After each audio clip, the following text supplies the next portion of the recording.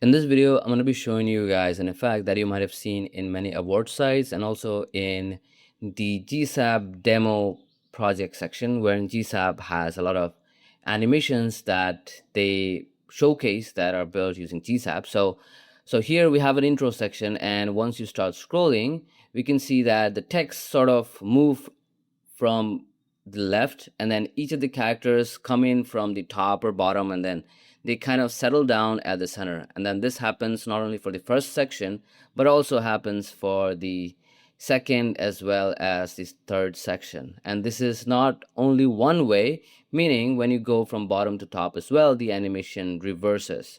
So this is what we're going to be building in this video. The source code as well as the live link is in the description, so you guys can go and check it out. Now, if you are new to the channel, if you haven't subscribed yet, make sure to subscribe to the channel because I bring in cool stuff like this every week. And also turn on the notification bell just so that you get notified whenever I upload a new video. So without a delay, let's get started and let's learn to build this. So here I am in my index.html file, where as you can see, we have a bunch of stuff in here. So basically I have added the HTML markup as well as styled it, and then added Lenis just so that we can have the smooth scrolling experience. And if I were to show you before diving into the code, so this is how it looks. So we have an intro section with label and heading. The heading is also for this particular row. This is the second row and then third row. And then this is the last section, which is the ending section. So we basically have three sections. The first is for the intro or the top section. And then we have the footer section, which has the ending or the outro text. And then the middle one is where we have the actual element which we're going to be animating. Now the stack has three different divs. Now each div we call it row. And then the row has the track within which we have the text content as a heading or H1. So what I've done is I've basically added the track to give it a width of 100%, meaning take entire width of its parent. And then we have the display as flex and justify corner as center, and then just a heads up that it's going to change. So we have will change as transform, just so that the animation basically smoothens. So this is the core that you need for the entire thing to animate. The rest of the CSS styling is just to make it look pretty, and that's pretty much it. And then if you look at the script tag, we have already added the Lenis, as I've said. So you can just copy it from the Lenis's documentation, and then you can just paste it in there. It's fine. And then I have registered ScrollTrigger and SplitText. You don't really need to now since it's free, but yeah, I've just added that in there. And yeah, that's pretty much the basic setup. Now, first thing that we're going to be doing is we're going to be grabbing all the different headings that we have and everything. So we grab the headings, we save it as an array. We also have the split. So this is going to be an array wherein we're going to be storing all the different characters that we break for each of the individual headings, and then we're going to be saving it in there. So for each of the individual heading, we split the heading into characters, and then we give it a class of ch, and then we save that, basically push that split into the splits, into the splits array. So since we have three headings, it's going to have three splits. Now, since we have given it the class of ch, we haven't really styled it. We need to add a will transform to this as well. Now, if I were to quickly inspect and show you, you can see that for each of the individual characters here, they got, broken down into characters, and then each of the character have the class of ch. So, and by default, it has the inline block styling. So even if you add inline block, basically you don't really need to, but I've just added it. So will change to transform, just a heads up that it's going to also animate. So there's that. Now this particular split has all the different characters information. So it's basically a subarray kind of. So we're going to be taking in the characters that the split has, and then for each of the individual characters, what we're going to be doing is we're going to be pushing down the character based off either it's odd or even, we're going to be pushing it upwards or downwards. So based on the index, if the index is odd, meaning if it's 0, 2, 4, so on and so forth, meaning when divided by 2, the remainder is 0, then that means it's an um, odd character. Now, in general, whenever you divide a number by 2, obviously, if it turns out to be 0, then it means it's even. But in this case, since we have the index starting from 0, what this means is 0 indexed element is the first. So that basically makes it an odd. So yeah, if it's odd, then you push it by negative 150, else you push it down by 150y. And then you set that up. Now, when I save, you can see that based off the index, if it's odd, it's pushed up. If it's even, it's pushed down. Now, we need to add the actual animation. So we grab the different rows. So we have 3 rows. So we're going to have the first one, have the animation appear from right to left. And then the middle one will have left to right. And then again, basically alternating the positions. So what we do is we have the track, we grab on the track, we also grab on the index. So if it's the middle index, then you basically have the animation start from left to right, else it's right to left. And then we have this split. So we grab onto the split, basically the heading that basically correlates to that particular row, meaning we need the split of that particular row. So based on the rows index, that will be the index of that particular split. So we grab that. And then we also grab the characters that basically the character count that particular split has, the length of the entire number of characters. Then we create ScrollTrigger. Now keep in mind that this is inside of a for each, meaning it's running for each of the individual rows. So we create 3 ScrollTriggers for each of the individual row. The reason for that is because we need 3 separate progress or 3 separate animation timelines. So for each of the individual row, the animation timeline would be different. So we create ScrollTrigger for each individual row. So we have ScrollTrigger.create. The triggering would be that particular row. The start of it will be the top portion of the row and then the bottom portion of the screen, meaning when the top portion of the element, that is the trigger, in this case the row, hits the bottom portion of the screen, you start animating. When does it end? When the top portion of the row hits the top portion of the screen. Scrub 1, meaning your animation binds well with your scrolling position. And then you have the on update, meaning as you scroll, this function gets called on and on. So what you do is based off your scrolling, you set the track position.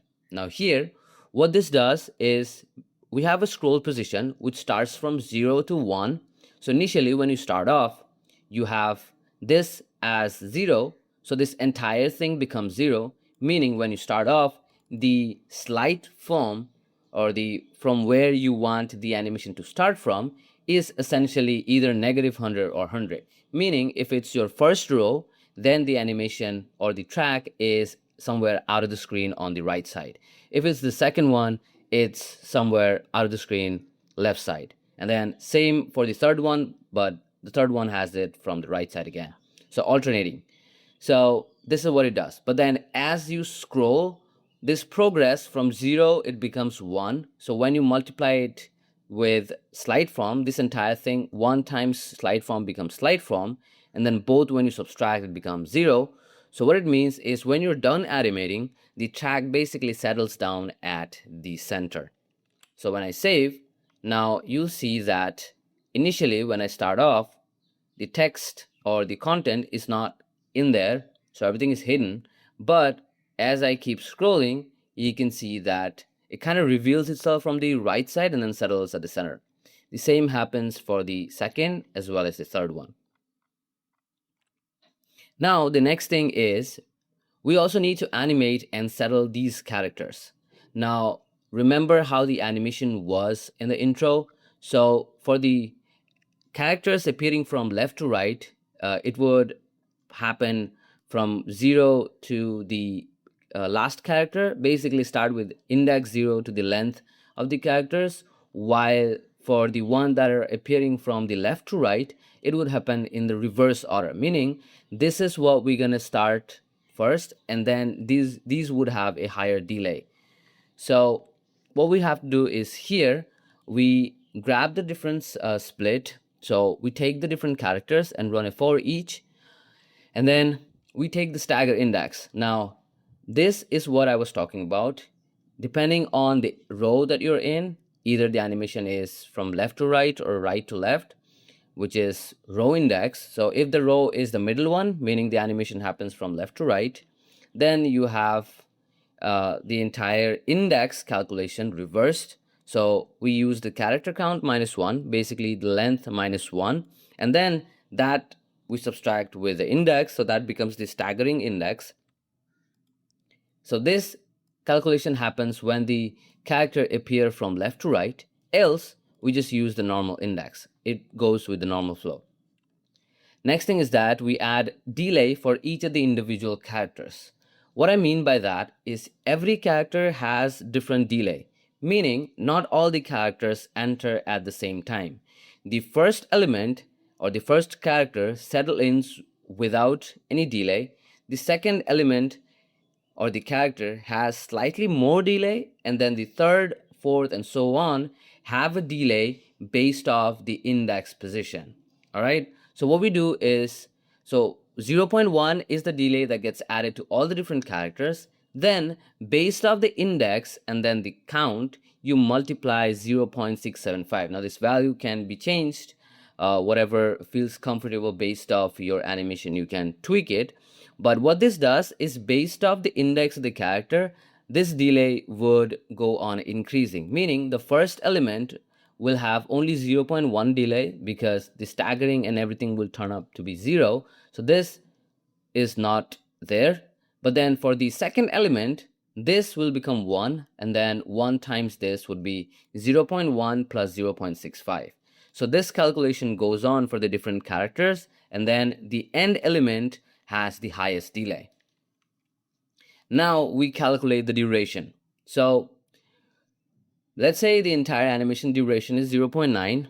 Since we need a very small duration, since we don't have enough space or enough room to finish up or have more time for the entire animation, so we have 0.9. But then from here, based off the delay, so we also need to subtract the time it has already taken for the delay.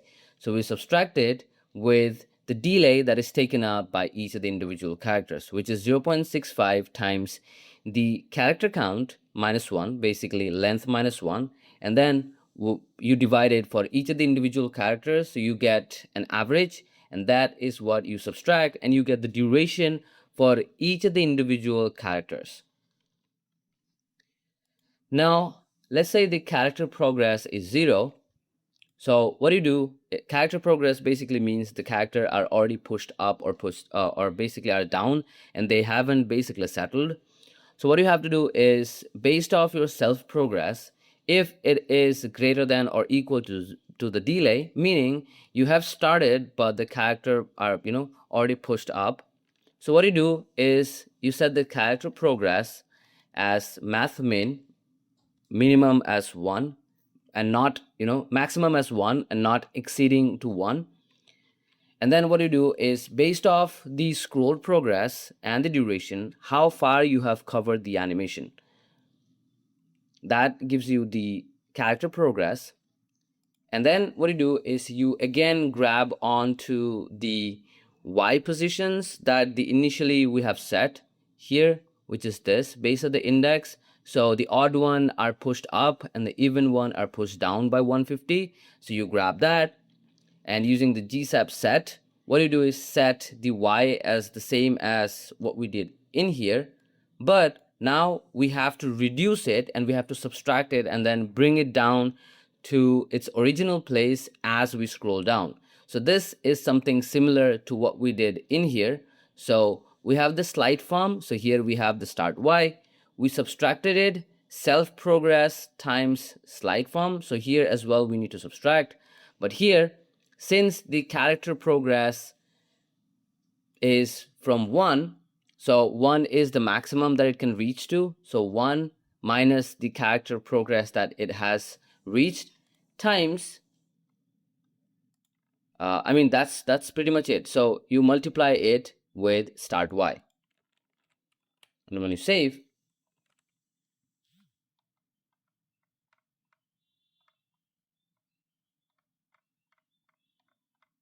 as you can see, the character basically appear and settle at the center, and then also they move from left to right while doing so.